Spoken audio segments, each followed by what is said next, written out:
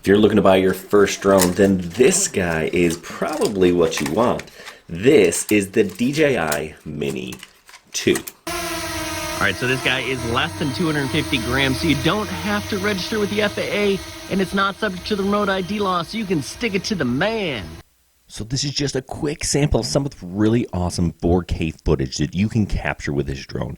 It's super stable, it's super easy to fly, and it even has automated flight modes like selfie, droney, circle, orbit. You can do a whole lot with this drone, and it was really just built to be easy to fly and take pictures and video. So you're getting a range of 6 miles and a flight time of up to 30 minutes. And you've already seen the pretty awesome 4K camera sitting on this gimbal. This makes a great beginner drone. If you want more information, we've got tons of it on our website, halfchrome.com, and tons of videos about this thing on our YouTube channel, Half Chrome Drones. So make sure you check both of those out. Thanks for watching. Happy flying.